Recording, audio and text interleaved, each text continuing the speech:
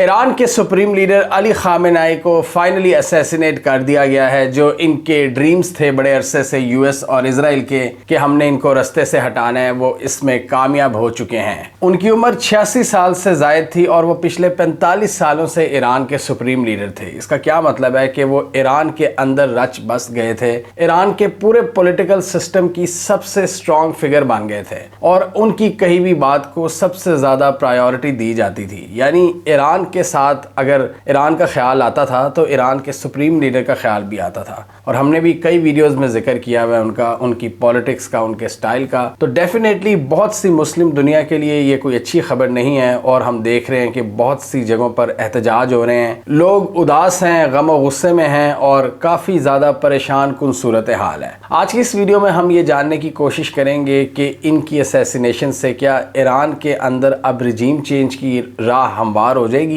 क्या इनके जो ड्रीम्स हैं इजरायलीज और अमेरिकन के ईरान में रिजीम चेंज कर दिया जाएगा, क्या अब उसकी राह हमवार हो चुकी है और इनकी असैसिनेशन का क्या मतलब है और आगे ईरान के मामला किस तरफ को जा सकते हैं। ईरान के सुप्रीम लीडर एक इतनी पावरफुल फिगर थे कि आज भी बहुत सी दुनिया उनको ईरान का सुप्रीम लीडर ही कह रही है, हालांकि वो इस वक्त दुनिया में मौजूद नहीं है। इससे हमें आइडिया होता है आइडियाज की पावर का कि अगर किसी का आइडिया इतना पावरफुल है तो उसको एलिमिनेट आप नहीं कर सकते। वो डेफिनेटली लोगों के दिलों में जिंदा है, उनकी स्ट्रेटजी जिंदा है, उनकी अप्रोच जिंदा है। ईरान में हम देख रहे हैं कि 40 दिन के सोग का ऐलान कर दिया गया है और मिलियंस की तादाद में लोग सड़कों पर निकल आए हैं। और पाकिस्तान में भी कई जगहों पर एहतजाज हुए हैं, लाहौर, कराची, स्कर्दू वगैरह में। कराची में तो अमेरिकन कॉन्सुलेट के बाहर उन्होंने गोलियां भी चला दी हैं और 9 लोगों को शहीद कर दिया। ये बड़े अफसोस की बात है कि सारी सूरत हाल में पाकिस्तान के शहरी अपनी जान से गए हैं। इससे हमें पता चलता है रिजेंटमेंट और इनके खिलाफ नफरत। वेस्टर्न इंपीरियल पावर्स और उनके कारिंदे जो समझते हैं कि ये लोग बिल्कुल मर चुके हैं, ये बेजमीर हैं, ये मुर्दा हो चुके हैं, अभी भी वो देखते हैं कि इनमें दमखम बाकी है और ये एहतजाज करने की, इस तरह के मौक़ों पर एहतजाज करने की कैपेबिलिटी रखते हैं। और ईरान के अंदर भी जो हमने देखा है कि इन्होंने रिलेंटलेस स्ट्राइक्स की हैं। इजराइल के मुताबिक जिस ऑपरेशन में इनको मारा गया है उसमें इजराइल की हिस्ट्री में इतने फाइटर जेट्स का इस्तेमाल कभी नहीं हुआ जितना इस ऑपरेशन में इन्होंने किया है। और रिपोर्ट्स के मुताबिक ईरान के सुप्रीम लीडर यहाँ एक मीटिंग के लिए इकट्ठे हुए थे जहाँ पर और भी बहुत से टॉप ऑफिशियल्स मौजूद थे।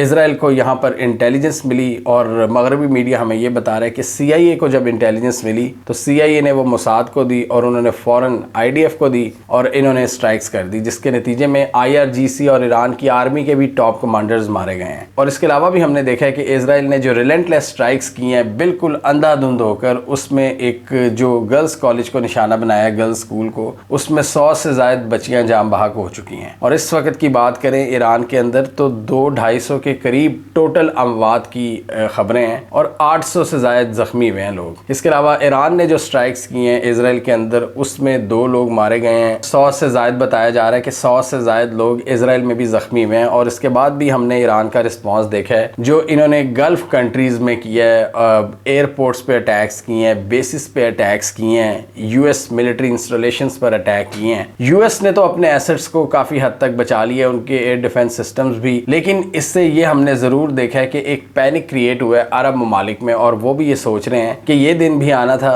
डेफिनेटली उन्होंने अपने सिक्योरिटी मुआहदे अमेरिका से किए हुए थे और साथ ही उनकी अप्रोच ये भी थी कि एक सेंस ऑफ स्टेबिलिटी हमने प्रोवाइड करनी है टूरिस्ट को और अपने शहरियों को। वो ईरान ने उसको डेंट किया है इन हमलों के जरिए। और ये जो हमले होते रहे हैं कुवैत, बहरीन, कतर, UAE वगैरह पर, ये ईरान ने इनको मैसेज दिया है कि जब तक आप US की मिलिट्री बेसिस को होस्ट करते रहेंगे आप भी इस जंग का हिस्सा हैं। और कुछ लोगों के मुताबिक यहाँ ईरान की ये भी स्ट्रेटजी थी कि UAE वगैरह को कंपेल किया जाए, मजबूर किया जाए कि वो अमेरिका से कहें कि यार आप ये क्या कर रहे हैं और आप इस जंग को ख़त्म करें ताकि उन पर से प्रेशर कम हो। इन डेवलपमेंट से हमें एक चीज़ ये भी पता चलती है कि आपको वक्त के साथ साथ टेक्नोलॉजिकली अपग्रेड होने की कितनी ज़्यादा ज़रूरत है। आज ईरान को जिन नुकसानात का सामना करना पड़ रहा है उसमें एक बहुत बड़ा फैक्टर ये है कि ये पिछले 40-50 सालों में अपनी एयरफोर्स को अपग्रेड नहीं कर सके और इसकी मेजर रीज़न थी ईरान पर सैंक्शंस जो लगी रही हैं। लेकिन पिछले कुछ 10-12 सालों में इन्होंने चाइना और रशिया के साथ अपने जो स्ट्रेटेजिक ताल्लुकात है उनमें बेहतरी की है, और जहां एयरफोर्स ये अपग्रेड नहीं कर सके वहां दूसरी चीज़ों में इन्होंने काफ़ी बेहतरी हासिल की है, जैसे कि इनका मिसाइल प्रोग्राम है, और वही इनकी एक मेन पावर है जिसकी वजह से ये आज तक कायम है और अपने एडवर्सरीज को अभी भी ये पेन पहुंचा सकते हैं मिसाइल्स की वजह से। लेकिन अभी ये भी इतलात आ रही हैं कि ईरान की जो कैपेबिलिटीज़ हैं, ईरान का जो पूरा जो एसेट्स हैं वो तेज़ी से कम हो रहे हैं और ख़त्म होने की तरफ जा रहे हैं इनके एयर डिफेंस सिस्टम्स या इनके मिसाइल सिस्टम्स, ये सारी बैटरीज वगैरह। और ये डिपेंड करता है कि चाइना और रूस से ये जितनी टेक्नोलॉजी लेते हैं इन्होंने कितनी मिकदार में हासिल की है। तो इस फ्रंट पे भी ईरान को चैलेंज का सामना करना पड़ेगा और ये देखना बड़ा इंटरेस्टिंग होगा कि IRGC किस हद तक रेजिस्टेंस कर सकती है, क्योंकि जो दूसरा कैंप है इजराइल और अमेरिका वाला, उनके पास फायर पावर की कमी नहीं है। ऑल्दो इनके जनरल ने ट्रंप को खबरदार किया था कि फायर पावर की कमी हो सकती है, म्यूनिशंस की कमी हो सकती है, जो कि हम इजराइल को ऑलरेडी दे रहे हैं, यूक्रेन को बहुत सा दिया, उसकी वजह से हमारा एक लॉन्ग टर्म एक सस्टेन मिलिट्री कैंपेन को जारी रखने के लिए वो मतलूबा म्यूनिशंस हमारे पास नहीं है। लेकिन डेफिनेटली ईरान के मुकाबले में तो वो इनके पास ज़्यादा हैं, और जिस तरह इन्होंने घेरा हुआ है ईरान को हर जगह पर, मतलब लैंड में इनके एसेट्स हों या समंदरों में, हर जगह से इनको घेरा हुआ है। एक एक जगह पर 2-2, 3-3 एयर डिफेंस सिस्टम्स एक्टिव हैं, और ये हमने देखा है कल बहरीन वगैरह ने बहुत से इनके प्रोजेक्टाइल्स को गिराया भी है जो US के डिफेंस सिस्टम्स की वजह से। जॉर्डन ने ईरान के बहुत से प्रोजेक्टाइल्स को गिराया है। लेकिन इंटरेस्टिंग चीज़ ये है कि ईरान ने इस पूरे रीजन में US की तकरीबन 27 से ज़ायद बेसिस को निशाना बनाया है, जिसमें Qatar, UAE, Kuwait, Bahrain, Jordan, Saudi Arabia और इराक में इनकी बेसिस शामिल हैं, और तेल अवीव में मिलिट्री फैसिलिटीज़ को भी निशाना बनाया है। और इसलिए हम आपको बता रहे थे इन वीडियोज़ में कि अमेरिका इसी दिन के लिए प्रिपेयर हो रहा था, इसी दिन के लिए वो मिलिट्री बिल्डअप कर रहा था कि ईरान से जब रिटेलिएटरी स्ट्राइक्स होंगी तो उनको किस तरह डिफेंड किया जाएगा, उन मिसाइल्स को किस तरह इंटरसेप्ट किया जाएगा। इस पर US ने पिछले 2-3 महीनों में बहुत काम किया है इन अरब ममालिक के साथ मिलकर और इजराइल के साथ मिलकर कि ईरान के प्रोजेक्टाइल्स को, ईरान के अटैक्स को फेल किया जाएगा, और इसमें भी इन्हें काफ़ी हद तक कामयाबी हमें नज़र आ रही है, ये जो इस कैंप को मिली है US और इजराइल वाले कैंप को। इजराइल की बात करें तो वो अपनी एयरफोर्स की मदद से ईरान पर स्ट्राइक्स दागते जा रहे हैं, और 24 से ज़ायद प्रोविंसेस पर उन्होंने 200 से ज़ायद स्ट्राइक्स की हैं, जिसके नतीजे में बड़ी तादाद में इनके मिलिट्री और सिविलियन लीडर्स मारे जा रहे हैं। अब यहाँ पर यही सवाल पैदा होता है कि ईरान के फ्यूचर का क्या बनेगा, ईरान में क्या रजीम चेंज जो प्लान है इनका वो सक्सेसफुल हो जाएगा। पहली बात तो ये है कि अगर आपका एक टॉप लीडर असैसिनेट हो जाता है तो इसका ये मतलब नहीं है कि आपका पूरा सिस्टम गिर जाता है, और वैसे भी उनकी एज की बात करें तो वो 86 ईयर्स के हो चुके थे, और नियर फ्यूचर में उनका कोई मुतबादिल सामने आना ही था वैसे ही। और ये भी हमें बहुत सी जगहों से पता लगता है कि उन्होंने अपने जानशीन को मुतय्यन कर दिया हुआ था कि मेरे बाद कौन होगा जानशीन, नेक्स्ट सुप्रीम लीडर। इस वक्त बात करें तो अभी तो अबूरी सतह पर मामला चल रहे हैं। जो अली लारेजानी हैं वो इनकी सुप्रीम काउंसिल को देख रहे हैं, उसमें IRGC के कुछ कमांडर्स हैं, उसमें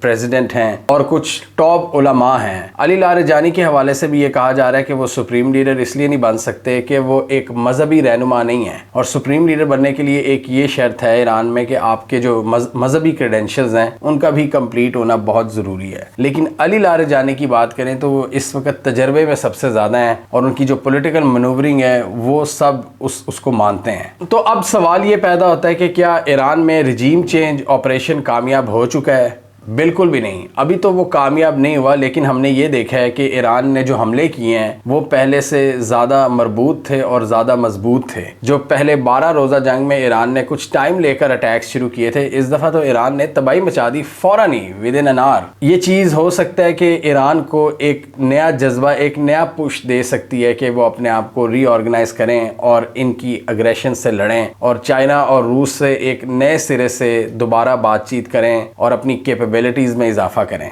इस वक्त ईरान का जो पूरा पॉलिटिकल स्पेक्ट्रम है उसको ये डिसमेंटल नहीं कर सके, अभी भी वही सिस्टम चल रहा है। यानी सिर्फ एक फिगर का खात्मा हुआ है, थी वो टॉप फिगर और एक बहुत बुजुर्ग फिगर थी, लेकिन ईरान का पॉलिटिकल सिस्टम अभी भी वहीं पर खड़ा है। उनके प्रेसिडेंट, उनकी जो सुप्रीम काउंसिल है, सुप्रीम नेशनल सिक्योरिटी काउंसिल है, IRGC है, आर्मी है, लेकिन वहां भी हम देख रहे हैं कि बहुत सी टॉप लीडरशिप का खात्मा किया जा रहा है टारगेटेड अटैक्स के जरिए। ये ईरान के लिए बहुत बड़ा चैलेंज होगा, और उसके लिए ईरान की ये कोशिश है कि अपने बैलिस्टिक मिसाइल्स के जरिए इसराइल पर एक प्रेशर कायम किया जाए। तो ये जंग तो हो रही है, दूसरी तरफ अमेरिका अमेरिका पूरी तरह से असिस्ट कर रहा है इसराइल को। और यहाँ पर ईरान की डेप्थ इनको फ़ायदा देती है, जो हम आपको पिछले 2 साल से बता रहे हैं कि ईरान की डेप्थ इतनी ज़्यादा है और जो इनका माउंटेनियस रीजन है, जो इनकी एक डिफ़िकल्ट टेरेन है, जो एक एज प्रोवाइड करती है, जो कि लीबिया स्टाइल इन्वेजन करने से इनको रोकती है अमेरिका वगैरह को। और इराक भी एक काफ़ी छोटा कंट्री था, उसकी भी टेरेन को इतनी सख्त नहीं है जितनी ईरान की है, क्योंकि ईरान का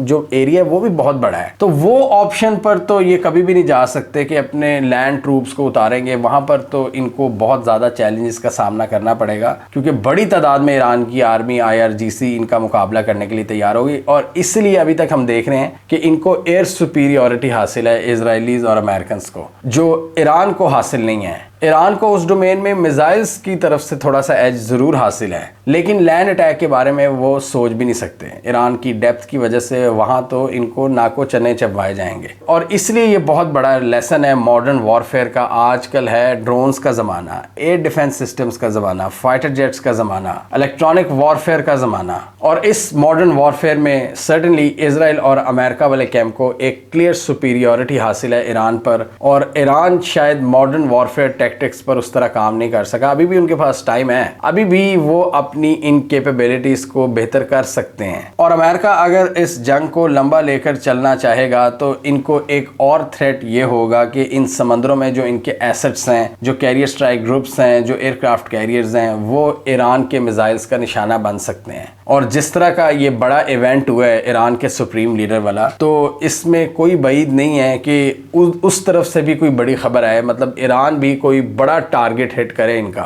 और यही वो खतरात थे जिनके बारे में यूएस के टॉप कमांडर ने ट्रंप को आगाह किया था कि इस हवाले से रिस्क बहुत ज्यादा हैं और हमारे मिलिट्री पर्सनल की जानें दांव पर लग सकती हैं। और इस मौके पर ये अमेरिका के अपने इंटरेस्ट में भी नहीं है कि वो एक लॉन्ग टर्म बैटल में इन्वॉल्व हो। जहां तक डोनाल्ड ट्रंप की अप्रोच की बात है तो वो इस पर काफी इत्तफाक करेंगे, यानी वो कहेंगे कि ये इनफ है कि हमने इनके सुप्रीम लीडर को असैसिनेट कर दिए, इससे आगे शायद वो भी नहीं जाएंगे, क्योंकि उनको भी खींचकर कौन लाया है इस जंग में? इजराइल। लेकिन इजराइल की इस वक्त पूरी कोशिश है कि इनकी तमाम IRGC और मिलिट्री लीडरशिप का सफाया कर दिया जाए ताकि कोई रेजिस्टेंस ही ना बचे और ईरान इनके लिए एक प्ले ग्राउंड बन जाए कि जब चाहें ये ईरान में आकर स्ट्राइक कर सकते हैं। इसराइल की इस वक्त ये स्ट्रेटजी है और ऐसा लग रहा है कि वो इसमें तेजी से कामयाब हो रहे हैं कि जब आपकी टॉप लीडरशिप ही खत्म हो जाएगी तो मुल्क का दिफा करने वाला कौन होगा? मतलब एयर स्पेसेस अभी जो थोड़ी बहुत रेजिस्टेंस है भी इजराइल को, वो बिल्कुल खत्म हो जाएगी। ये है इस वक्त इनकी असल स्ट्रेटजी, क्योंकि उन्हें पता है कि पूरे निजाम को तो वो उड़ा नहीं सकते, लेकिन क्या कर सकते हैं कि इतना वीक कर सकते हैं, इतना वीक कर सकते हैं कि लोग खुद सड़कों पर निकल आए। और इसलिए डोनाल्ड ट्रंप ये बार बार कह रहे हैं लोगों को कि आप निकल आए, आप इस ये जो वीक हुकूमत है, वीक रिजीम उसे कहते हैं, आप इसका तख्ता उल्ट दें। अब ये लोगों को इन्वाइट करें, इन्हें पता है कि ऑन ग्राउंड हम तो नहीं आएंगे, लेकिन जब इतना वीक कर देंगे हालात को तो लोग खुद निकल आएंगे, लोग चीज़ें अपने हाथों में ले लेंगे। और ये एक पॉसिबिलिटी ज़रूर है। और अगर ये चीज़ हो जाती है तो ये एक बहुत बहुत बड़ी डिफीट होगी रूस और चाइना के लिए, क्योंकि उनका ईस्टर्न एक्सिस फेल हो जाएगा, उसमें एक डेंट आ जाएगा। और उसके बाद ये जो मिडिल पावर्स हैं, चाहे पाकिस्तान हो, सऊदी अरब हो, तुर्की हो, इन सब के लिए भी एक इनडायरेक्ट पैगाम चला जाएगा अमेरिकन की तरफ से कि हमारे साथ डिसएग्रीमेंट करने का ये नतीजा निकलता है। और उनको सबसे बड़ा मसला क्या है? न्यूक्लियर हथियार, कि आपके पास न्यूक्लियर वेपन्स नहीं होने चाहिए। और दूसरा, इजराइल की एक हेजीमनी होनी चाहिए रीजन में, उसको कोई चैलेंज करने वाला ना हो। और पिछले कई सालों में हमने देखा, 20-30 सालों में इजराइल ने जिस तरह सारे थ्रेट्स को अब ख़त्म किया है। और रिसेंटली इनको बहुत बड़ी सक्सेस मिली है 7 अक्टूबर 2023 हमास के हमले के बाद। इन्होंने जो थोड़ी बहुत ताकत बची भी थी, ये सीरिया वगैरह, इनको भी डिसमेंटल कर दिया। ईरान के एक्सिस ऑफ रेजिस्टेंस के टॉप लीडर्स को ख़त्म कर दिया। Hassan Nasrallah, Yahya Sinwar, Ismail Haniyeh, इन सब को ये पिछले 2 सालों में ही इजराइल ने ख़त्म किया है। ये एक बहुत बड़ी कामयाबी है इजराइल की कि ये लोग जो पिछले 30-30, 40-40 सालों से रेजिस्टेंस कर रहे थे, ये पिछले 2 साल के वक्फे से ख़त्म हुए हैं। इजराइल ने इनके पूरे एक्सिस ऑफ रेजिस्टेंस को भी ख़त्म करके रख दिया है। और आपको याद है 2 साल पहले हमने ये वीडियो बनाई थी, 1.5-2 साल पहले, कि एक्सिस ऑफ रेजिस्टेंस को एक बहुत बड़ी हिट पड़ी है। और उस वक्त लोगों ने हम पर तनकीद की थी कि आप क्या कह रहे हैं, लेकिन वो नज़र आ रहा था कि इजराइल जिस तेज़ी से आगे बढ़ रहा है, ये मजीद नुकसानात पहुंचाएगा ईरान को और इनके एक्सिस ऑफ रेजिस्टेंस को, जो अब हमने देखा है कि क्या अब हाल कर दिया है ईरान का। तो ईरान के पास अभी भी मौका है कि अपने आप को रीग्रुप किया जाए। उनको पता है कि बाय फोर्स तो वो रिजीम चेंज नहीं होगा। इसी पॉलिटिकल सिस्टम में रहते हुए ईरान को अब एहतियात की ज़रूरत है, अपने टॉप लीडरशिप की सिक्योरिटी में इजाफा करने की ज़रूरत है और मोसाद के जो ऑपरेशंस हैं उनको काउंटर करना होगा और एयर सुपीरियॉरिटी में इनको अभी मदद लेनी होगी चाइना और रूस की। चाइना और रूस डायरेक्टली मदद के लिए नहीं आते, स्पेशली चाइना वो आपको आपके साथ डील्स करके आपको पावरफुल करने की कोशिश करता है, आपको मिलिट्री डील्स करके, इकोनॉमिक डील्स करके। वो मैदान में नहीं आएगा, लेकिन आप चाइना से बहुत सी फ़ायदेमंद डील्स कर सकते हैं। आपके पास टाइम ज़रूर कम है, एक जो ब्रैकेट होती है वो आपके पास ज़्यादा नहीं है, तो उसको आपको प्ले करना पड़ेगा स्मार्टफुली। नहीं तो ये अगले कुछ महीनों तक हम देख सकते हैं कि ईरान में रिजीम चेंज ऑपरेशन वाकई सक्सेसफुल हो जाएगा। अभी रिजीम चेंज नहीं हुआ, लेकिन उस तरफ चीज़ें बढ़ सकती हैं जब ईरान अपना दिफा करने के काबिल ही नहीं रहेगा और कोई लीडरशिप ही नहीं रहेगी, तो फिर क्या दिफा। और फिर आएगा यूएस की अपनी मर्जी का सेटअप, जिसको कबूल करना लोगों के लिए बहुत मुश्किल होगा, क्योंकि वहाँ के लोगों की जितनी भी रिजेंटमेंट है अपनी हुकूमत से, वो फॉरेन इंटरवेंशन बर्दाश्त नहीं करते। अभी जिस तरह मिलियंस की तादाद में निकले हैं वो सुप्रीम लीडर की आखिरी रसूमात के लिए, ये इसका मुंह बोलता सबूत है कि ईरानियंस इस वक्त अपने सिस्टम के साथ खड़े हैं। और एक ऐसा सेटअप जिस पर एक पिट्ठू सेटअप होने का टैग होगा, उसको बहुत सी मुश्किलात होंगी। और क्या ये भी दुनिया अफोर्ड कर सकती है कि एक बिल्कुल वीक हुकूमत हो या हुकूमत की अदम मौजूदगी में ईरान का सारा सिस्टम चले। चाइना और रूस को यहाँ पर एक बहुत बड़ी हिट ये पड़ रही है कि उनके पार्टनर्स को तेजी से ख़त्म किया जा रहा है, चाहे वेनेजुएला हो, चाहे सीरिया हो, बशारुल असद का आप देख लें, वो इस वक्त रशिया बैठे हैं, और अब ईरान। अब इनको भी ये सोचना होगा कि एक एक करके अगर इनके सारे पार्टनर्स का खात्मा कर दिया गया तो ये फिर किससे ट्रेड करेंगे। ईरान से एक बहुत बड़ा स्ट्रेटेजिक एग्रीमेंट है चाइना का तेल के हवाले से, और इसके बदले चाइना इनको मिलिट्री इक्विपमेंट देता है, ऑब्वियसली डील्स के जरिए। ये नहीं है कि आप तेल दो और असलहा ले लो, वो डील्स होती हैं प्रॉपर, जैसे दो मुल्कों के दरमियान होती हैं। तो अगर यहाँ पर ईरान का सेटअप वीक होता है तो चाइना की ईरान के जरिए जो ऑयल की सप्लाई लाइंस हैं वो भी कट होंगी, जिससे चाइना की एनर्जी सिक्योरिटी को नुकसान होगा और वो कॉम्प्रोमाइज़ होगी। और इसमें ये मल्टीपल ऑब्जेक्टिव्स पूरे होते हुए हमें नज़र आते हैं, जो अगर इनके प्लान पूरी तरह से कामयाब होते हैं यूएस और इजराइल के, कि एक तो चाइना की हेजीमनी को रोकना, चाइना की बढ़ती हुई ताकत को अंडरमाइन करना,